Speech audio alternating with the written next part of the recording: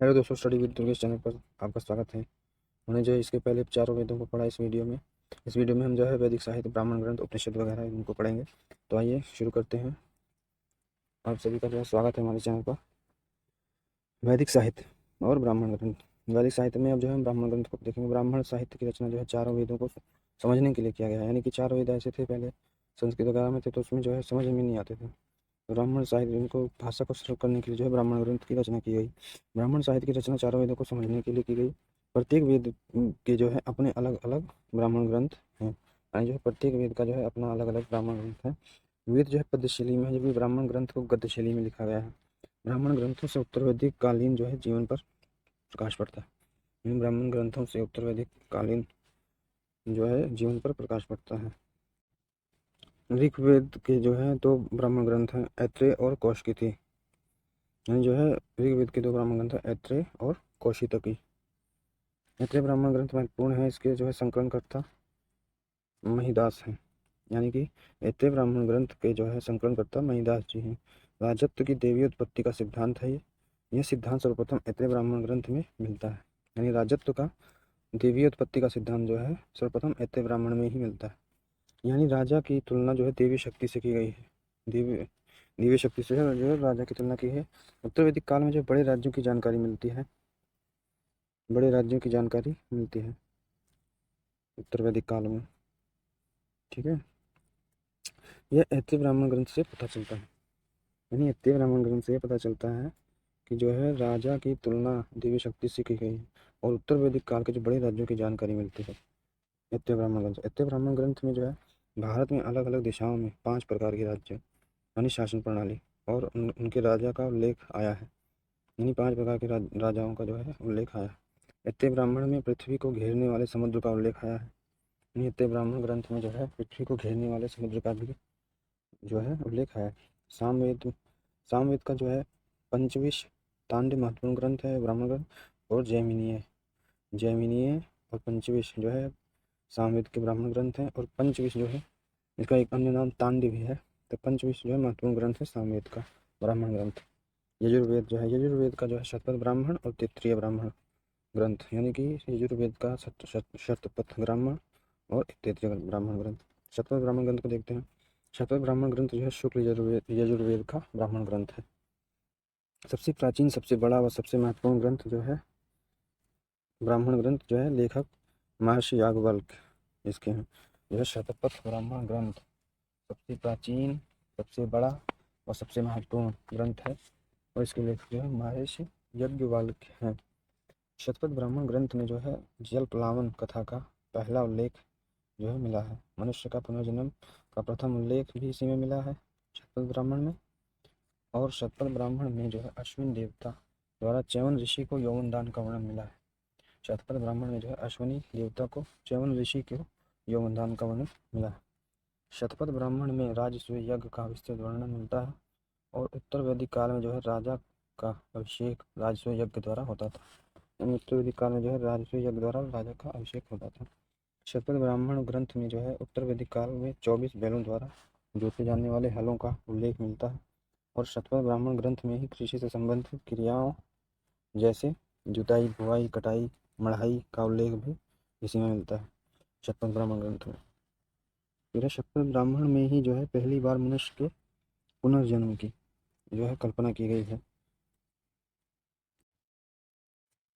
अर्थात उत्तर वैदिक काल में सांसारिक उद्देश्यों के साथ साथ पारलौकिक उद्देश्य भी महत्वपूर्ण हो गए थे। यही कारण है कि उत्तर वैदिक काल धार्मिक जीवन में यज्ञीय कर्मकांडों का महत्व बढ़ने लगा।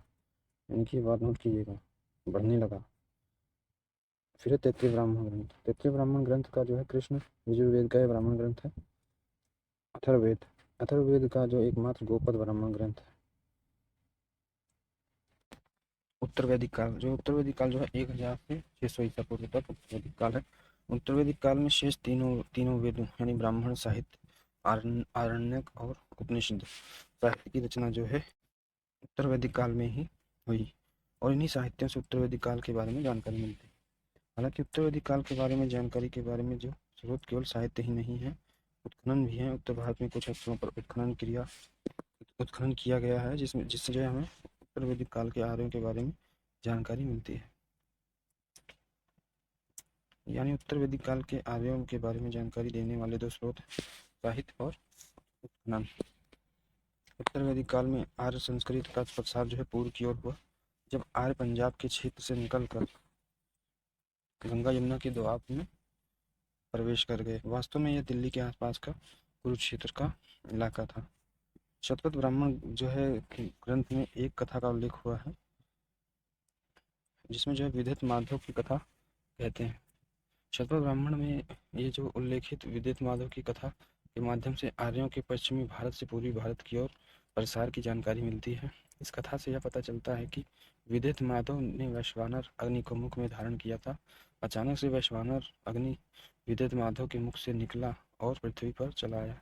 पृथ्वी पर आने के बाद यह अग्नि पूर्व की ओर जो है बढ़ी, यानी पंजाब क्षेत्र से पूर्वी भारत की ओर, और रास्ते में आने वाली नदियों को जलाकर सुखा दिया।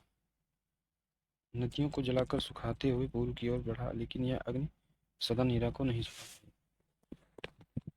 वास्तव में सदनीरा नदी उत्तर वैदिक काल में आर्यों की पूर्वी सीमा थी, यानी आर्य इस काल में सदनीरा नदी तक रहते थे। इस कहानी से यह पता चलता है कि आर्य सदनीरा नदी के आगे नहीं बढ़ पाए और आर्यों की जो है पूर्वी क्षेत्र की सीमा सदनीरा नदी ही। ऋग्वेद में जो है सरस्वती नदी और विश्ववती नदियों के बीच के क्षेत्र को पवित्र माना गया है तथा उसे ब्रह्मव्रत नाम दिया गया है। जबकि उत्तर वैदिक काल से पता चलता है कि उत्तर वैदिक काल में आर्य ब्रह्मव्रत के क्षेत्र को छोड़कर पूर्वी क्षेत्रों में गंगा यमुना के दोआब के ऊपरी क्षेत्रों में प्रवेश कर गए और इसे जो है इस क्षेत्र का नाम उन्होंने ब्रह्म ऋषि देश रखा। यह दिल्ली के आसपास के क्षेत्र कुरुक्षेत्र वाला इलाका था। इसके बाद जो है आर्य ने हिमालय से लेकर विंध्य पर्वत तक क्षेत्र का नाम मध्य देश रखा।